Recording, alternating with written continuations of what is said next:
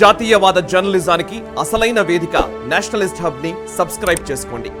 Notifications కోసం bell icon పై click చేయండి. నమస్తే, వెల్కమ్ టు నేషనలిస్ట్ హబ్. ఈ సంవత్సరం వేసవి కాలంలో కశ్మీర్ పర్యాటకుల సంఖ్య విపరీతంగా పెరిగిందన్న వార్త మనం వింటూ ఉన్నాం. సుమారు 16 లక్షల మంది ఈ సమ్మర్ సీజన్లో కశ్మీర్ పర్యటనకు వెళ్ళినట్లుగా తెలుస్తోంది. ఇది ఒక రికార్డ్ నెంబర్ అని టూరిజం శాఖ చెబుతోంది. ఇదంతా ఒక విషయం అయితే 16 లక్షల మంది పర్యాటకులు కశ్మీర్లో పర్యటించడం అనేది గొప్ప విశేషమే, దాన్ని కాదనలేను. కానీ ఈ 16 లక్షల మంది ఒక ఎత్తు అయితే, ఒక 300 మంది యాత్రికులు తీర్థయాత్రగా కశ్మీర్లో పర్యటించారు.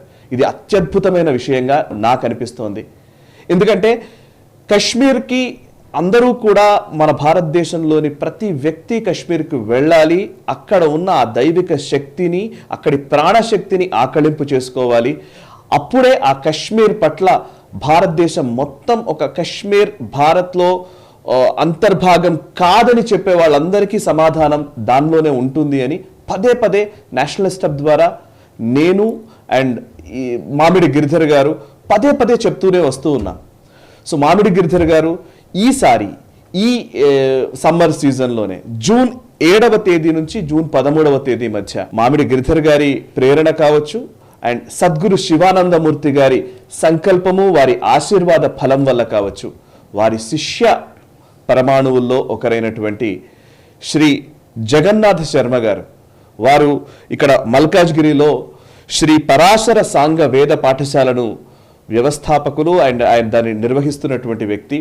అండ్ వారు స్వయంగా సద్గురు శివానందమూర్తి గారికి, వారితో పాటు అనేక వందల యాత్రా స్థలాల్లో యజ్ఞ యాగాదులు చేసినటువంటి వ్యక్తి. అండ్ ఇది ఎవరో వ్యక్తిగత లాభం కోసం కాదు, ఇది దేశ హితం కోసం, ధర్మ పరిరక్షణ కోసం అండ్ మన సైన్యానికి శక్తియుక్తులు ప్రసాదించే విధంగా సంకల్పం తీసుకొని అనేక ప్రాంతాల్లో, భారతదేశంలో అనేక తీర్థ స్థలాల్లో, అన్ని ప్లేసుల్లో కూడా యజ్ఞ యాగాదులు, అనేక హోమాలు, కార్యక్రమాలు నిర్వహించినటువంటి వ్యక్తి శ్రీ సద్గురు శివానందమూర్తి గారికి రాజపురోహితుడని చెప్పాలి.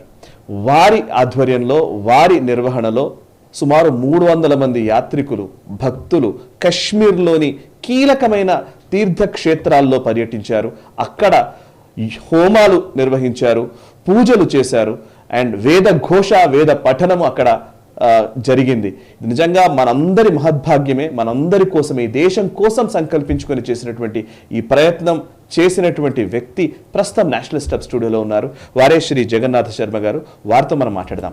నమస్కారం సార్. నమస్కారం సార్. నాకు ఇంట్రొడక్షన్లో నేను చెబుతున్నంత సేపులో కూడా నాకు నిజంగా నేను కూడా ఇందులో పార్టిసిపేట్ చేయాల్సింది, అసలు నేను దీంట్లో పాల్గొనాల్సిన వ్యక్తినే. నిజంగా నేను రాలేకపోయాను, ఈ ఎలక్షన్స్ వల్ల వాటి వల్ల నేను మిస్ అయ్యాను. నిజంగా నాకు అనేక మంది ప్రేక్షకులతో పాటు నేను కూడా అక్కడ ఏం జరిగిందో తెలుసుకోవాలన్న ఉత్సుకతతోటే ఇంటర్వ్యూ చేస్తున్నాను. సో 300 మందిని యాత్రికుల్ని, పర్యాటకులు 16 లక్షల మంది వెళ్ళారంటున్నారు, బట్ 300 మంది యాత్రికులు అక్కడికి వెళ్ళడం, అది కూడా కశ్మీర్ లోయలోని ఉగ్ర ప్రభావిత ప్రాంతాల్లోని తీర్థక్షేత్రాల్లోకి వెళ్ళడం, అక్కడ పూజలు నిర్వహించడం నిజంగా మహద్భాగ్యం. నిజంగా మీకు ఫస్ట్ ధన్యవాదాలు సార్. ధన్యవాదాలు. నేను మనసా వాచా కర్మణ మీకు నిజంగా మేమందరం రుణపడి ఉన్నామనే చెబుతున్నాను. సో ఫస్ట్ అసలు ఎందుకని వెళ్ళాలనిపించింది జగన్నాథ్ శర్మ గారు? ఎందుకు, ఏ సంకల్పంతో అక్కడికి వెళ్ళారు ఒకసారి చెప్తారా? అలాగే మన సద్గురు శ్రీ శివానందమూర్తి గారి యొక్క అనుగ్రహం చేత నేను మల్కాజ్గిరిలో వేద పాఠశాలని ప్రారంభించడం జరిగిందండి. అయితే ఆ వేద పాఠశాలలో ఉన్నటువంటి పిల్లలు 25 మంది పిల్లలకి వేదం నేర్పిస్తూ ఈ సమాజ హితం కోసం చేసే కార్యక్రమాలు కూడా నాకు గురువుగారు ఏదైతే ఉపదేశం చేశారో అవన్నీ, ఏది ఎలా చేయాలి, ఎప్పుడెప్పుడు చేయాలి, దేశంలో ఏదైనా అంటే కరోనా లాంటి మహమ్మారులు వచ్చినప్పుడు కానీ, ఏదైనా కరువు కాటకాలు వచ్చినప్పుడు కానీ, ప్రజలు కష్టాల్లో ఉన్నప్పుడు కానీ, ఒక పురోహితుడిగా, ఒక సమాజ హితం కోరే ఒక పురోహితుడిగా మనం చేయవలసిన ధర్మములు, మనం చేయవలసిన హోమములు ఎలా ఉంటాయి, అది త్రికరణ శుద్ధిగా ఎలా చేయాలనేది నాకు అనేక సార్లు గురువుగారు అన్యోపదేశంగా చెప్తూ ఉండేవారండి. నువ్వు సమర్థుడు కాబట్టి నువ్వు తీర్థక్షేత్రాల్లో కూడా మన అఖండ భారతావని కోసం, ధర్మ సంస్థాపన కోసం నువ్వు చెయ్యమని నాకు ఉపదేశించారండి. అలా నేను చాలా చోట్ల గురువుగారు ఉన్నప్పుడు ఆయన ఆశీర్వచనం తీసుకుని 18 శక్తిపీఠాల్లో దాదాపుగా ఒక 14-15 శక్తిపీఠాల్లో పూర్తి చేశానండి. అలాగే జ్యోతిర్లింగాల్లో కూడా గురువుగారు నేను ఫలానా చోటుకి వెడుతున్నాను, ఇక్కడ మీరు చెప్పినట్టుగా మీ సంకల్పంతో ఆర్యధర్మ సంరక్షణ కోసం చేస్తున్నానని చెప్పేవాడిని. అలా సంతోషం ఆశీర్వదించి పంపించేవారు. నేను చేయవలసినటువంటి క్షేత్రాలన్నీ అయిపోగా ఒక 3 మిగిలాయి. ఒకటేమో ఒక కాశ్మీరం మిగిలిందండి. ఆ కాశ్మీరం తర్వాత శ్రీలంకలో ఒకటి చేయలేదు, అక్కడ శక్తిపీఠం అంటారు శాంకరీదేవి. అలాగే కామాఖ్య ఒకటి నేను చేయలేకపోయాను. అందులో ఈ మన మామిడి గిరిధర్ గారు మన గురువు గారు శివానందమూర్తి గారి కుటుంబం, ఆయన కూడా వారి శిష్యులు. ఆయన అనేక సంవత్సరాలు 15 సంవత్సరాల నుంచి కాశ్మీర్ వెడుతూ ఏదో కాశ్మీర్ అంటే ఒక కాశీ ఎంత మనం ఒక పుట్టినిల్లులాగా ఎంత బాగా ఎంతో ఆనందంతో పెడతామో, కార్తీక మాసం కాశీ పెడుతుంటే అంత ఆనందం, అలా పరవశించిపోయి ఆయన కాశ్మీర్ కూడా పెడుతూ ఉంటారు. ఆ వెళ్ళి అన్ని ప్రతి ఊరు చూసొస్తూ ఉంటారు. అలాంటి వాళ్ళని కూడా అంతే ప్రేరేపించి తీసుకెళ్తున్నారు. కాశ్మీర్ అనగానే ఒక రకమైన పులకరింత, ఏదో ఒక పుట్టింటికి పెడుతున్నట్టుగా అనిపించి ఆయన చెప్పినట్టు 2018లో ఒకసారి మీరు రండి, మనం ఒక హోమం చేద్దాం, మీరు ఆ ప్రక్రియ అంతా తెలుసు, గురువుగారు చెప్పారు మీకు ఆ విధానం ఎలా చేయాలి, ఏ సంకల్పంతో చేయాలి మీకు చెప్పారు, మీరు రండి అని అడిగారండి. అప్పుడు 2018లో ఏదో కొన్ని పాఠశాల నిర్మాణం చేయడం, వాళ్ళందరికీ పిల్లలు చదివించుకోవడం, ఈ కారణాల చేతనే వెళ్ళలేకపోయానండి. 2019లో కూడా మళ్ళీ ఒకసారి రండి అని గుర్తు చేశారు, కుదరలేదు. 2020 గుర్తు చేశారు, 21 కరోనా వచ్చేసిందండి, 3 సంవత్సరాలు వెళ్ళలేకపోయాం. తర్వాత మొన్న 2023లో బాగా బలవంతం చేస్తే ఎట్టి పరిస్థితుల్లో కాశ్మీర్ వెళ్ళి చెయ్యాలి అని నిర్ణయించుకున్నామండి. అయితే ఆయన ఎక్కడెక్కడైతే నిర్ణయించారో, అంటే సెన్సిటివ్ ప్రాంతాలుగా మనం అనుకుంటున్నాం, కానీ అక్కడ స్వయంభూగా ఉన్నాయి కదా అలాంటి తేజోవంతమైనటువంటి శివక్షేత్రాల్లో, శక్తి క్షేత్రాల్లో అలాంటి చోటు చేయమని వారు గుర్తించి నన్ను అడిగిన దాని మీదట నేను వస్తానని చెప్పడం జరిగిందండి. ఎందుకు చేశానంటే గురువుగారు చెప్పిన సంకల్పం ఎక్కడైతే శక్తివంతమైన ప్రాంతం ఉందో, ప్రదేశం ఉందో ఆ భూమిలో అక్కడ చేయమన్నారండి.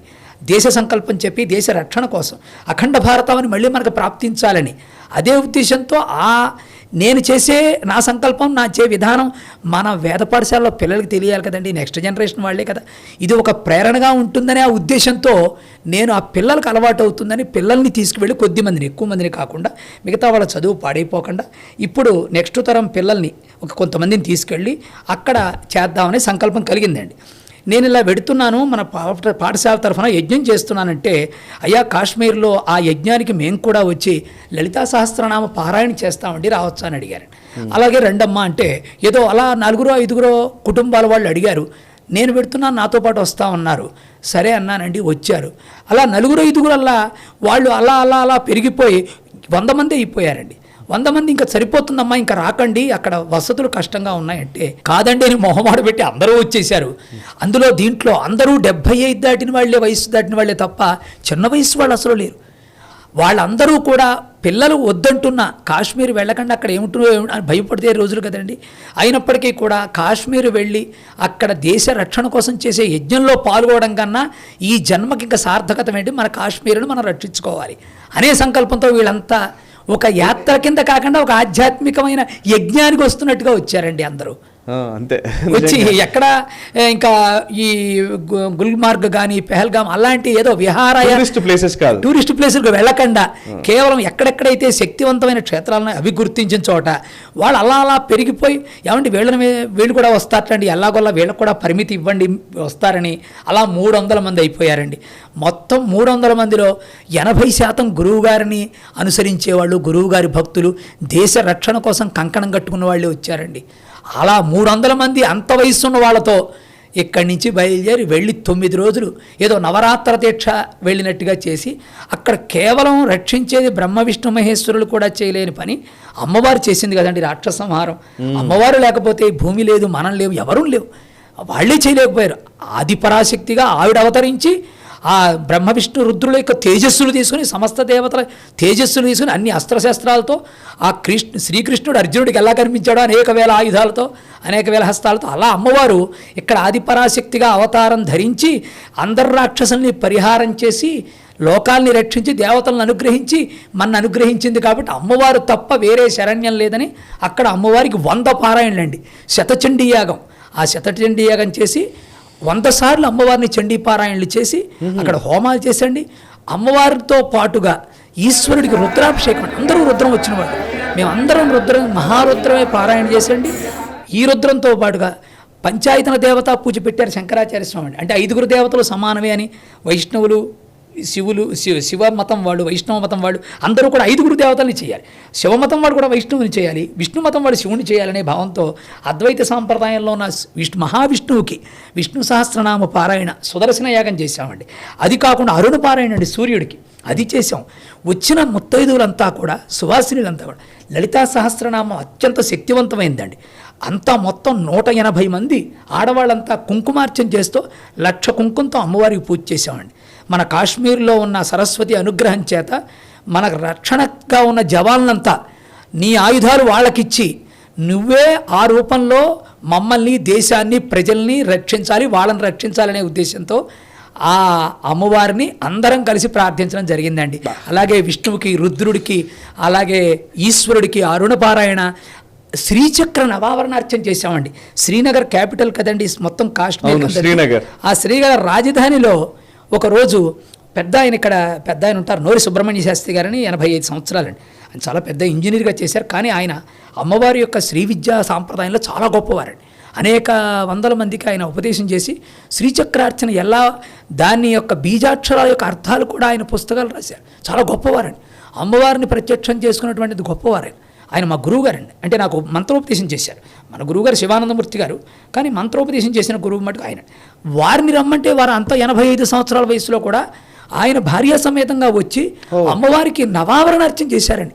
ఎక్కడికి రాజధాని బిందు ఉంటుందో కాశ్మీర్కి కేంద్రం, ఆ బిందువులో ఉన్న మహారాజరాజేశ్వరి లలితాదేవి ఉంది కదండి, ఆవిడికి 7.5 గంటల సేపు వారు వారి అబ్బాయి, ఆయన కూడా చార్టెడ్ అకౌంటెంట్ అండి, అయినప్పటికీ కూడా అమ్మవారి యొక్క నవావరణార్చన వారిద్దరూ కూడా ఆ కుటుంబం అంతా నవావరణార్చన చేశారు.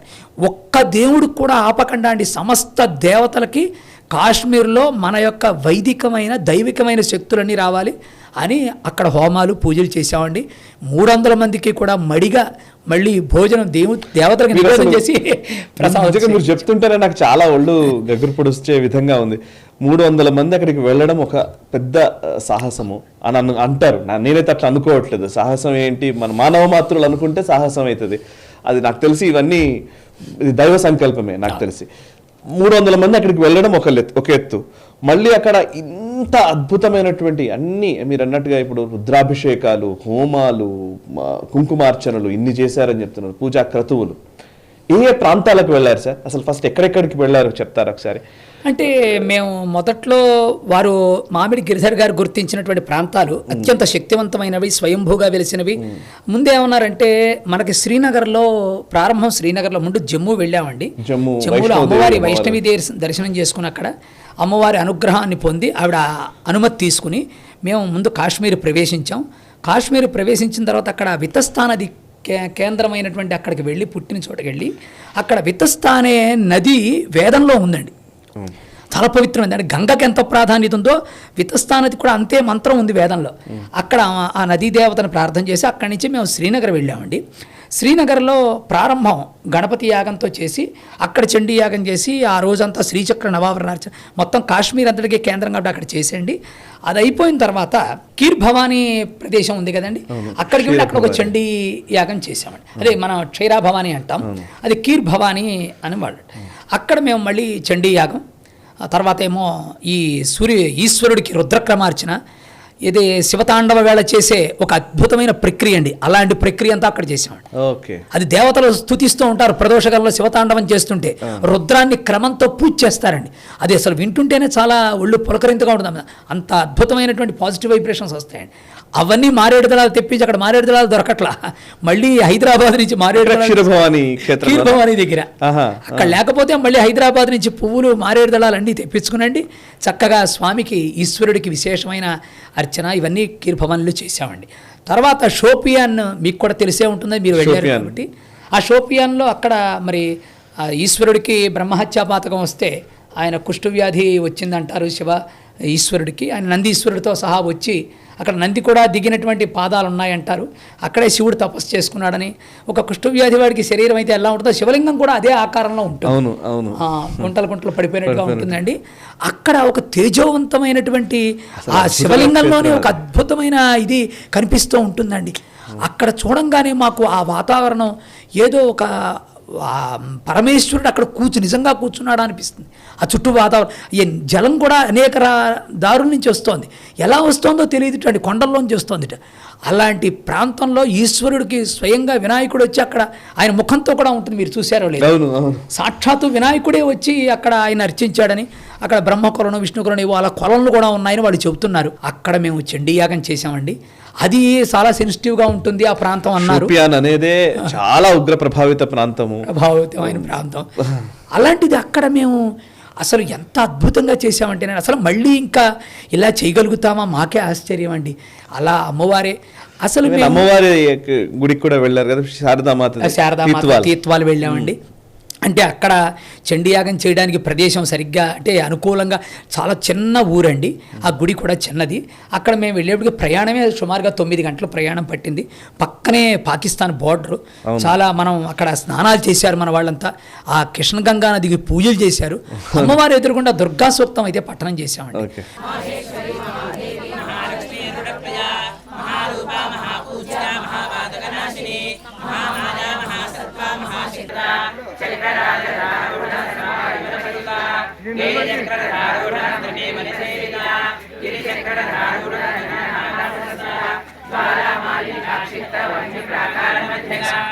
మీరు చెప్తే నమ్మరండి, ఒక ఆశ్చర్యకరమైన విషయం ఏంటంటే, ఒక 40 మంది కమాండర్స్ ఒక ప్రైవేటు యాత్రికులకు అలా రక్షణ ఇవ్వడం ఎక్కడా లేదు. ఇంతమంది మేము వెడుతున్నామంటే వాళ్ళు 2 కాన్వాయిలు పెట్టుకుని వెనక ముందు, అలాగే 40 మంది కమాండర్స్తో మేము పొద్దున్న 7 ప్రారంభిస్తే మమ్మల్ని ట్రాక్ చేస్తూ మాకు కూడా వచ్చి, ఏదో ఒక ప్రధానమంత్రికో ఒక రాష్ట్రపతికో ఎలా ఇస్తారో అలా ఇచ్చే ఒక రాజసంగా తీసుకెళ్లారండి. అంటే నేను అనుకున్నాను ఈ చండీయాగ ప్రభావం చేత అమ్మవారు పురుష రూపంలో అస్త్రశస్త్రాలు పట్టుకుని మాకు రక్షణ ఇచ్చి మమ్మల్ని తీసుకొచ్చిందేమో అనుకున్నానండి. నేనైతే నాకు అలా అనిపించింది సార్. అమ్మవారు నిజంగా యథార్థంగా ఆవిడ దర్శనం ఇచ్చింది మాకు. ఒక్కళ్ళు కూడా 80 సంవత్సరాలు ఉన్న వాళ్ళు అంతమంది వచ్చినా ఎవరికి ఏం ఇబ్బంది లేదు. కానీ మన వాళ్ళంతా వెళ్ళాలి.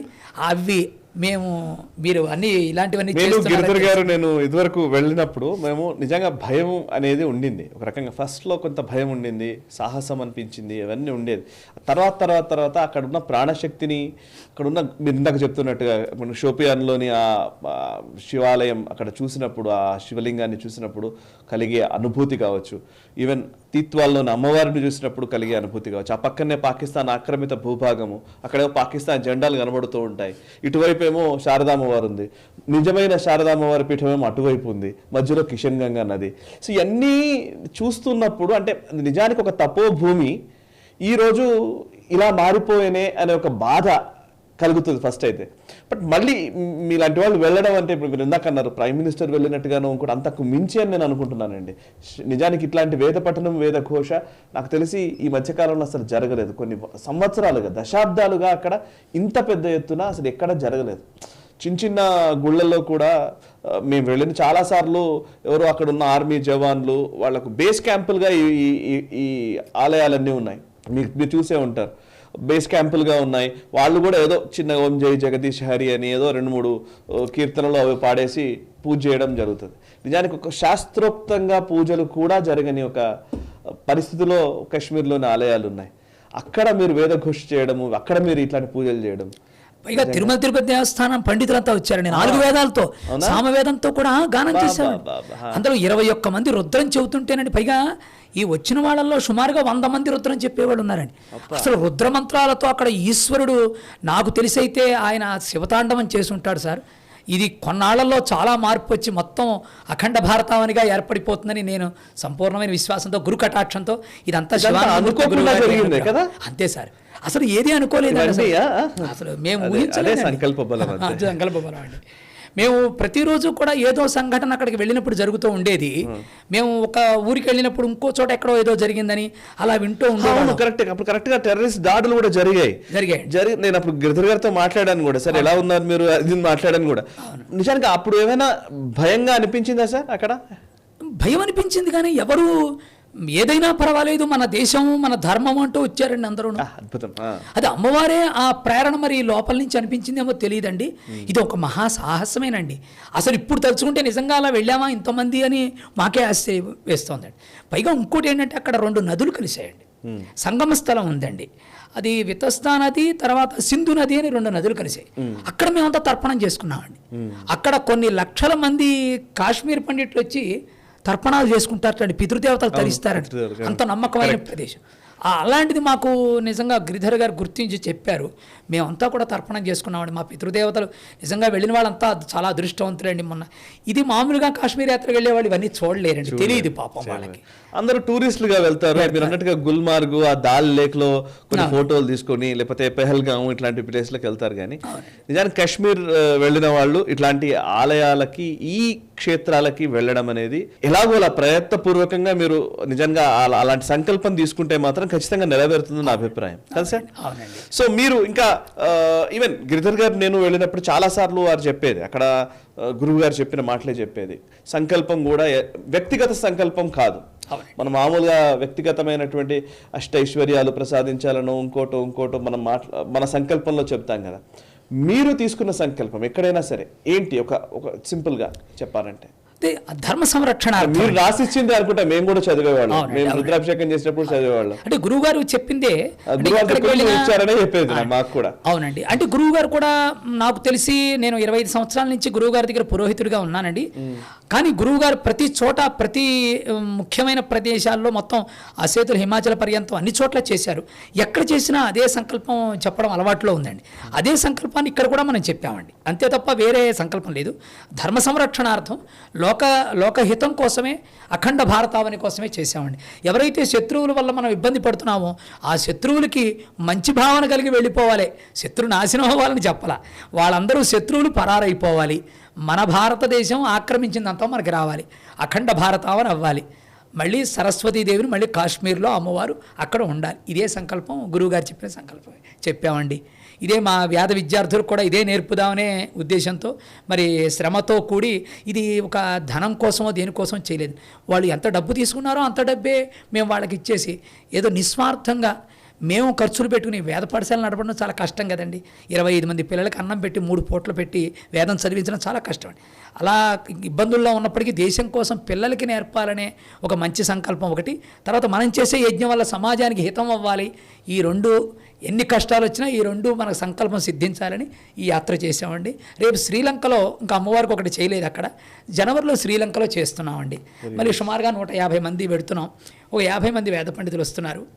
అక్కడ ఏంటంటే ప్రధానంగా సీతా అమ్మవారు ఉన్న అశోకవనంలో అక్కడ సీతారామ కళ్యాణం ఒక్కసారి చెప్పిస్తే అమ్మవారు సంతోషిస్తుందని మాకు అనిపించిందండి. ఏదో శ్రీలంక ఒక మణిద్వీపంలా ఉంటుంది. మణిద్వీప వర్ణన కూడా ఒక మంచి ప్రవచనకారులు ఎవరినైనా అక్కడి నుంచి తీసుకెళ్లి పండితుల్ని ప్రవచనం చెప్పించాలని, అక్కడ శాంకరీదేవి దగ్గర శక్తిపీఠం దగ్గర, అది కూడా అఖండ భారతావనిలో భాగం కదండి, అక్కడ కూడా అమ్మవారి యొక్క అనుగ్రహం చేత మళ్ళీ అందరూ సుభిక్షంగా ఉండాలని అక్కడ కూడా చేద్దామని సంకల్పం అండి. ఫస్ట్ టైం హరికథ కూడా అక్కడ చెప్పిద్దామని అందరి చేత. రాముడు అక్కడ ఆంజనేయ స్వామి పాదం పెట్టిన చోట హనుమాన్ చాలీసా మొత్తం అందరూ ఎలుగెత్తి 14 సార్లు, అంటే మొత్తం సహస్ర ఘోష అండి. 1000 సహస్రం అనే అనంతవాచకం కదండి, సహస్రం అంటే అనంతం అని, కాబట్టి అలాంటి సహస్ర సంఖ్యాకంగా అంటే 1000 సార్లు ఈ హనుమాన్ చాలీసా పారాయణ చేయిద్దామని ఒక సంకల్పం ఉందండి. రేపు జనవరి 2025 28 నాడు బయలుదేరుతున్నామండి. వసంత పంచమి నాడు పూర్ణాహుతి చేద్దాం అనుకుంటున్నాం. అది మా వేద పాఠశాల నుంచి మేము చేసే నెక్స్ట్ కార్యక్రమం. అది కూడా బాగా జరగాలని. ప్రేక్షకులకు మీరు ఏం చెప్తారు? మీరు ఇచ్చే సందేశం ఏమైనా ఉందా?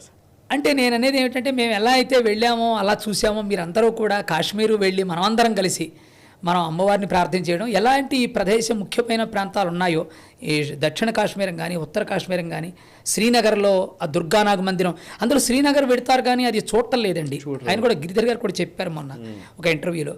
కానీ అది కృష్ణా డాబా వెనకాలే ఉంది, అది కూడా తేజోవంతమైన క్షేత్రం. మేము అక్కడ చేసామండి. మరి అందరూ అది అలాంటివి చూసి అక్కడేదో పారాయణం, కాస్త రుద్రం వచ్చిన వాళ్ళు, అధికారం ఉన్న వాళ్ళు రుద్రం చెప్పడం, లేని వాళ్ళు అమ్మవారికి చండీ పారాయణ చేయడం, లేకపోతే లలితా సహస్రనామ పారాయణ, ఎవరి అధికారాన్ని బట్టి వాళ్ళు అలా చేసి, అలాగే ఈ దక్షిణ షోపియాన్లో ఉన్న ముఖ్యమైన క్షేత్రాలు వెళ్ళి మన తాలూకు మనమందరం కూడా మన సమాజ శ్రేయస్సు కోసం అందరూ అలాంటి దర్శనాలు చేసుకుని, అక్కడ శైలిపుత్రి దుర్గ ఉందండి, నవదుర్గలు ఉన్నాయి కదా, నవదుర్గల్లో శైలిపుత్రి దుర్గ కాశ్మీర్లో ఉందండి. ఏకముఖి శివలింగం అండి, ఏం అద్భుతమైన కోటి తీర్థం అండి. అసలు కాశ్మీర్ చూస్తే భారతదేశంలో ఉన్న నదులు క్షేత్రాలన్నీ ఒక్క కాశ్మీర్లో ఉన్నాయండి. మేము 9 రోజుల్లో మొత్తం అవన్నీ చూసామండి. అసలు అద్భుతం అండి. అది తెలిస్తే అందరూ పెడతారండి, అందరూ వెళ్ళాలి, అందరూ చూడాలి, అందరూ సమాజ క్షేమం కోసం, అందరూ సుఖంగా ఉండడం కోసం ప్రార్థన చేయాలని నా అందరికీ విన్నపం అండి, నా తాలూకు. నిజంగా సార్, ధన్యవాదాలు సార్. మీరు చెబుతుంటే చాలా ఆనందంగా ఉంది, చాలా సంతోషంగా ఉంది. నేను 2-3 సార్లు వెళ్ళి వచ్చాను, కానీ ఈసారి రాలేకపోయినందుకు నిజంగా నాకే చాలా అదిగా ఉంది, లోతుగా ఉంది, వెలితిగా ఉంది. అండ్ మీరు వెళ్ళి ఇంత గొప్ప పని చేసినందుకు నిజంగా ధన్యవాదాలు సార్. ధన్యవాదాలు sir. Thank you very much. So చూసారు కదా, ఇది గిరిధర్ గారు. నేను గతంలో వెళ్ళిన సందర్భాలు ఉన్నాయి. ఉగ్ర ప్రభావిత క్షేత్రాల్లోకి ఎలా వెళతారు, అక్కడికి అక్కడికి వెళ్ళి రుద్రాభిషేకం చేయడం ఏంటి అని చెప్పిన అనేక మంది హెచ్చరికలు ఉన్నాయి. కానీ అవన్నిటినీ దాటుకొని వెళ్ళి వచ్చాం. కానీ ప్రతిసారి మేము ఏ వీడియో చేసినా కాశ్మీర్ నుంచి, ప్రతిసారి నేను నేషనలిస్ట్ హబ్లో పదే పదే చెప్పిన విజ్ఞప్తి మళ్ళీ చెబుతున్నాను. కాశ్మీర్ భారత్లో అంతర్భాగం అనే చర్చ ఎంతకాలం అయితే మనం చేస్తుంటామో అంతకాలం అదేదో వేరే ప్రాంతం అనే భావననే మనం అందిస్తున్నట్టు. కాశ్మీర్ అండ్ భారత్ రెండు వేరుగా అసలు ఆలోచించడం మానేద్దాం. అండ్ భారతదేశంలో భాగమైన మన ఒక పుణ్యక్షేత్రాల కనిగా ఉన్నటువంటి ఆ తపోభూమికి, వేదభూమికి, కాశ్మీరానికి మనం యాత్రికులుగా వెళదాం. తీర్థయాత్ర చేసే ఒక భక్తులుగా వెళ్ళే ప్రయత్నం చేద్దాం. ఎందుకంటే మనం అనేక పుణ్యక్షేత్రాలకు వెళుతుంటాం, కాశీకి కావచ్చు, చార్ధామ్ కావచ్చు, అనేక పుణ్యక్షేత్రాలకు వెళుతున్న అనేక మంది కాశ్మీర్లోని పుణ్యక్షేత్రాలను కూడా దర్శించండి. అయితే మిగతా ప్లేసెస్ లాగా అక్కడ ఏదో ఏర్పాట్లు ఘనంగా ఉంటాయి, ఇట్లా ఉంటాయని మీరు ఎక్స్పెక్ట్ చేయకండి. బట్ వెళ్ళే ప్రయత్నం అయితే చేయండి. యాత్రికులుగా వెళ్ళి అక్కడ ఏదో సెల్ఫీలు తీసుకొని ఇన్స్టాగ్రామ్లో రీల్స్ చేయడం మాత్రం కాదు. ఇది యంగ్స్టర్స్ వీలైనంత వరకు శ్రీనగర్లో కావచ్చు, లేకపోతే షోపియాన్, అనంతనాగ్, బారాముల్లా, ఆ దక్షిణ కాశ్మీర్, ఇందాక వారు చెప్పినట్టుగా ఉత్తర కాశ్మీరంలోని అనేక క్షేత్రాలు ఉన్నాయి. అక్కడ శక్తి కేంద్రాలు ఉన్నాయి. నిజానికి చెప్తే అక్కడ శివాలయాలు ఉన్నాయి. గొప్ప గొప్ప క్షేత్రాలని మనం దర్శించుకోకుండా, మనం ఆ భగవంతుణ్ణి, ఆ మహాకాలుని వేడుకోకుండా, మనం అనుకున్న మన సనాతన ధర్మ పరిరక్షణ చాలా లేట్ అవుతుంది, ఆలస్యం అవుతుంది. సో మనం అనుకున్నవన్నీ కూడా ధర్మం నిలబడాలని, దేశం బాగుపడాలని మనం ఏదైతే కోరుకుంటున్నామో ఇది అతి త్వరగా ఫాస్ట్గా నెరవేరాలంటే మనం మన పుణ్యక్షేత్రాలకు వెళ్ళి ఆ సంకల్పాన్ని మహాకాలుడి ముందు పెట్టడమే. సో ఆ ప్రయత్నం మనం చేయాలనే కోరుకుంటూ మనసా వాచా కర్మణ దేశహితం కోసం మీ నేషనలిస్ట్ హబ్. నమస్తే. ఈ వీడియో మీకు నచ్చినట్టయితే లైక్ చేయండి, 10 మందికి షేర్ చేయండి. అలాగే కామెంట్ల రూపంలో మీ అభిప్రాయాలను మాతో పంచుకోండి. Nationalist hub group of channels ను సబ్స్క్రైబ్ చేసుకుని తెలుగునాట జాతీయవాద జర్నలిజాన్ని ప్రోత్సహించండి. ఈ వీడియో కింద ఉన్న బెల్ ఐకాన్ పై క్లిక్ చేయడం మర్చిపోవద్దు.